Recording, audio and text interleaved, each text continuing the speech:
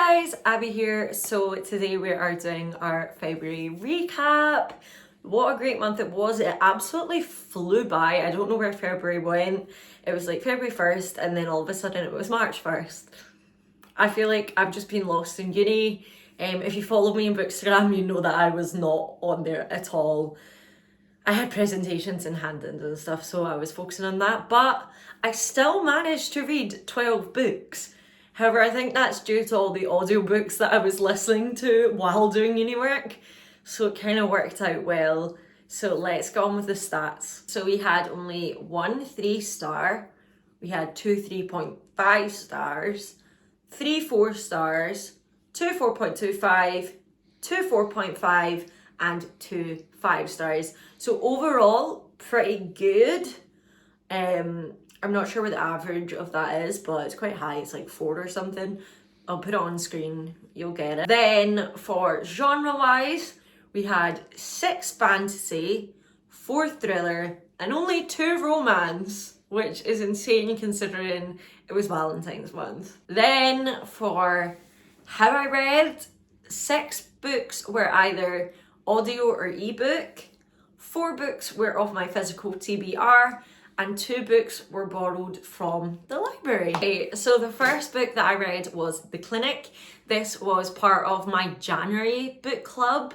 However, I didn't manage to read it until the 1st of February.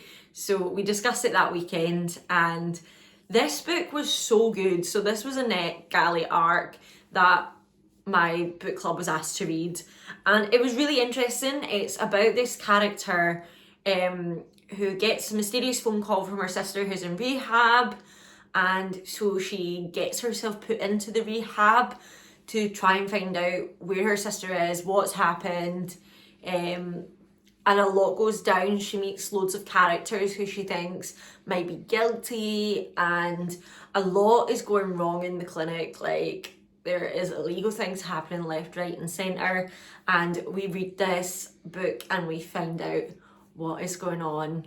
And do you know what? I did really enjoy it. I think I gave this one 4.25 stars. Yeah, I did. And it was great. Obviously, there were some bits that were a wee bit convoluted.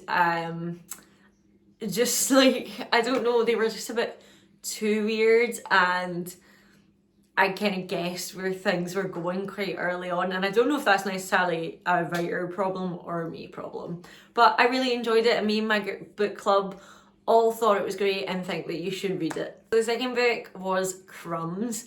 This is my 3-star, and I feel really bad saying that, so I got it from the library. It is a graphic novel, and it's really adorable. It's really cute. It's about this witch. What is she, a witch? She's a seer, and she has this very rare like magic where if she touches someone, she can kind of see what they're like almost.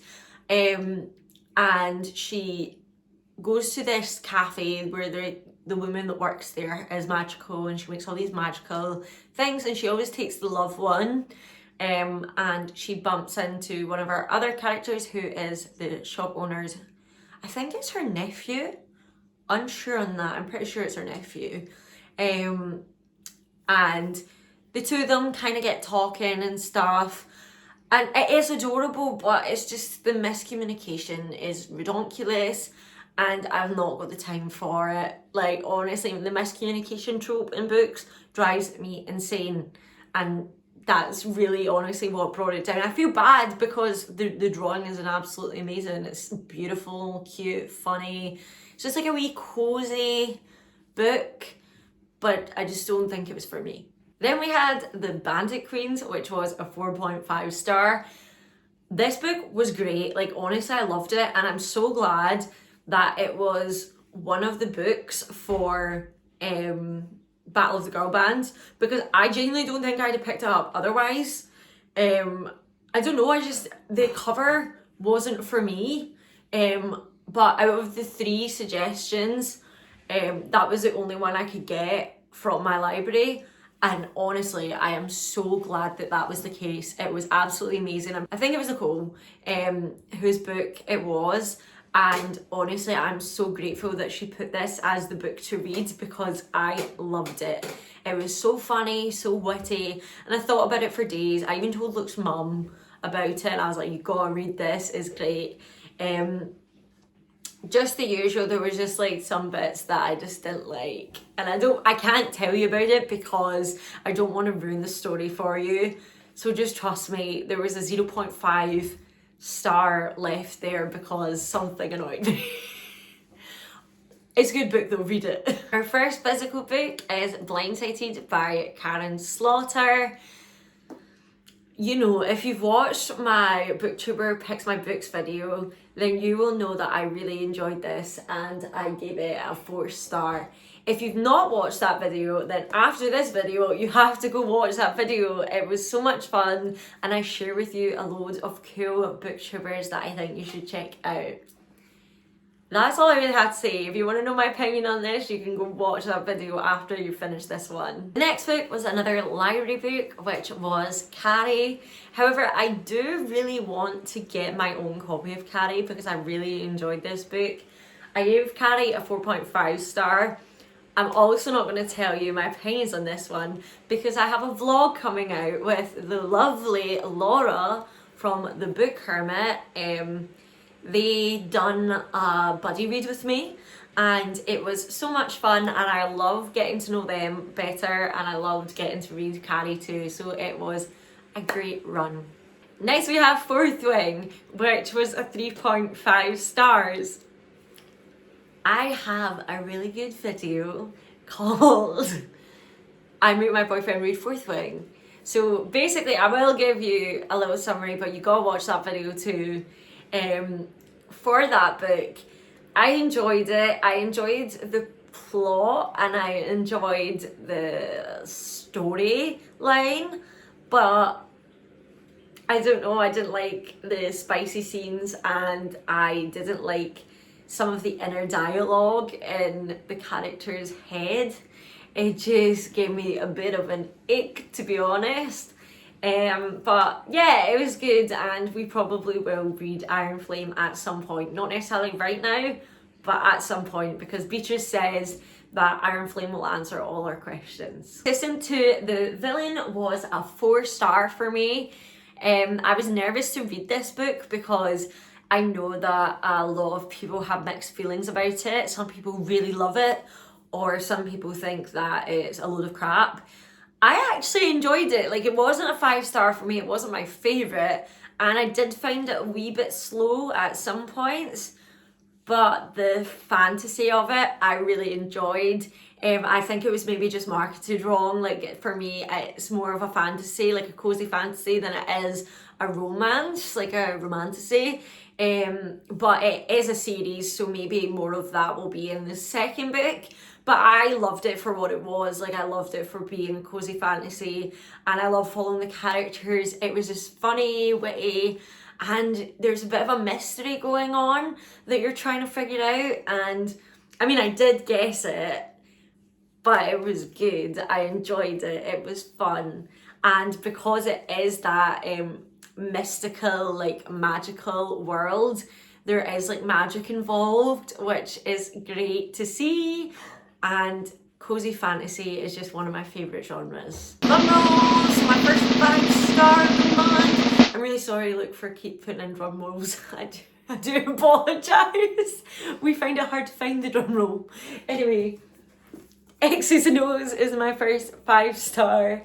I love this. So we're following Tara in this book. So she is a book influencer, and she is switched houses with her sister. So her sister is dating this guy here's flatmate, and so they swap so that the two that are dating can live together, but she still needs a house, so they are flatmates. And there is a bit of, I don't know what the word is. What is it when you actually meet someone and they're actually really annoying? I don't know what the word is, but basically, long story short, she walks into the flat, her first day in the flat, and I can tell you about this because it's at the beginning of the book, and he is just over the kitchen counter with another girl. bare everything. And she's like, oh my goodness, this is our flat.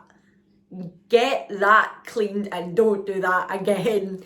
And that's kind of how this starts. And obviously it is set around Valentine's Day, so it was the perfect read for February, and it just gave me so many fuzzy emotions. I was kicking my legs and it was absolutely great. So that's why it was a 5-star. Amy Lee, you have done it again. She so far is 2 5-star in a row for me, so she's great. We have The Gilded Ones. This was another one that was one I really wouldn't have picked up before. However, for Exposition Through the Pages, Tales from Two Trails, I think that's what it's called, Tales to Two Trails, yeah.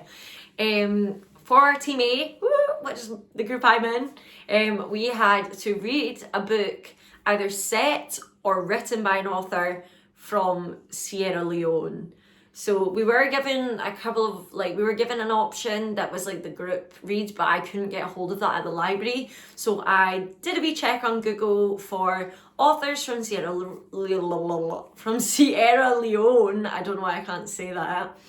And The Gilded Ones came up, and I absolutely loved this. This was a 4.25 star. This is another fantastical book. We have such a strong main character, Decca. Basically, the overall of the story is, you learn about this at the beginning. There's characters, and when they turn 15, the priest cuts them to see what colour their blood runs. If their blood runs red, then great, they're normal, they can live their lives. However, if their blood runs gold, then they are sentenced to death. That is not okay. They are evil, they're demons, they're this, that, the next thing. However, the more we get into the book, we learn more about it, and they're called Alakai, and it is so great. I love the backstory of it. I love the characters that we meet throughout it. I love the goddesses. I love she has a pet at one point. I can't remember, Ika, I think its name is. Ika, something along those lines. But it was such a great story, and it's the first story in a series, so I will definitely be continuing this series. I know that Beatrice has started this series as well. She's read The Gilded Ones. Maybe we can read the next ones together. We will see. But another one that I think more people should know about that I've not heard of. Next we have Love on the Brain by Ali Hazelwood. This was actually my first 4 stars for Ali Hazelwood. Miss Ali Hazelwood, all your other books for me have been 5-star. This is the first 4-star. Hopefully this is the only one. Gal, what happened? What was going on here? My issue is the formatting's kind of similar to most of our other books. We have that kind of enemies to lovers trope going on. However, my real issue is the miscommunication is just too miscommunication for me. It's very much one-sided miscommunication. So anytime he tries to say something, she cuts him off and is like, you hate me, I know you hate me because of this, that, and the next, and he'll be like, well, no, yeah, you hate me, I know you hate me. And I'm like, I've not got the time for this, and I've not got time for you. Grow up, you're an adult, get over it, stop acting like this, stop speaking over him. If you let him explain, then you would know that you've made it all up in your head, babes. You have had miscommunication, you've been eavesdropping on conversations, and you've took from them what you wanted to, not what was actually there. Sorry, this is not that deep, it's just a book, but that's how I feel, and I wanted to justify why I've given it 4 stars. I did have another reason, but I can't remember it. However, on Friday I do have a video coming out with some romance books, and this book is in there, and I'm sure I talk about it in there, so you can see my full review on that there. Next up is another book that I wouldn't have picked up if it hadn't been for Battle of the Girl Bands, is A River Enchanted. So I hadn't really heard much about this before Battle of the Girl Bands, but it was like the overall book for Battle of the Girl Bands. So I was like, I might as well give it a try. When I seen it on Spotify, I thought absolutely brilliant. I can listen to it in the car when I'm alone. And I didn't even realise that it was like Celtic set, and the actress who was doing the voiceover had a Scottish accent. So I don't know if the 5 stars was a biased 5 stars, because I was just mesmerised by every word, and I just thought the story was great. I loved one of our main characters, Jack, so he has magical and musical powers. How cool is that? And when I say powers, I don't mean like superhero powers, I mean like when he plays his harp, he can summon like the spirits, like the shadows and the spirits of the wind and stuff like that. And I think it's really cool. And his mum has like magical weaving skills as well, which is cool. And she's like teaching that to his sister. Basically, the whole story is children start to go missing, young girls start to go missing, and we follow Jack and a couple of other characters trying to get these kids back and figure out what's happened, how it's happened. And this is also the start of a series. I think it's just a duology, so I definitely want to check out the second book because this was absolutely beautiful. So thank you, Rainey, for showing me this book, I suppose, and I know that you really loved it as well. So if you've not read it yet, if you like Rebecca Ross's writing, I've not read any of her other stuff, so she does Divine Rivals, and I know a lot of people love that, then you have to read this as well. And the last book, you know, I technically finished it on the 1st of March, but I'm counting it because over 50% of it was finished in February. If you watched my TBR video, you know that that was The Two Towers by J.R.R. Tolkien. So this is the 3rd book in the Lord of the Rings. Yes, I include The Hobbit in that. That is the 1st book. Lord of the Rings is the 2nd, and The Two Towers is the 3rd. I will not fight on this again. Anyway, I gave this book a 3.5 stars. Now, I know what you're thinking. I really loved the Lord of the Rings. My issue is I feel like this book is going to be just a filler book. I've not read the last book in this series yet. However, I feel like this book is just a transition from the 1st to the 3rd. It didn't have as much going on in it as you see. It is a significantly smaller book. But I also feel like there wasn't much content to it, and I wanted more. Like, that 1st book had me gripped and grasped at every moment. I was wondering what's happening to Gandalf, what's happening to Frodo. Like, I was all over the place, whereas this one I was just kind of like, okay, we're plodding along, okay, we're getting there. Oh, Smeagol, there he is, right, cool.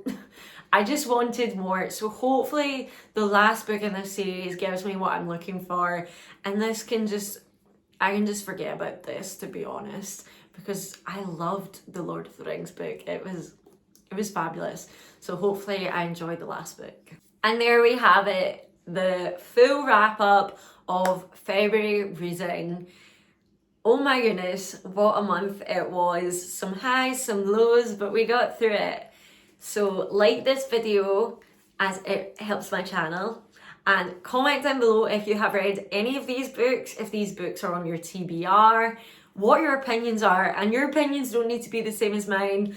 I always love hearing other points of view, and I love to chat with you in the comments, so make sure you put those below. Subscribe and join my Bookish and Lifestyle family, and check the notification so that you can be notified every time I post a video. And I'll see you in the next one. Bye!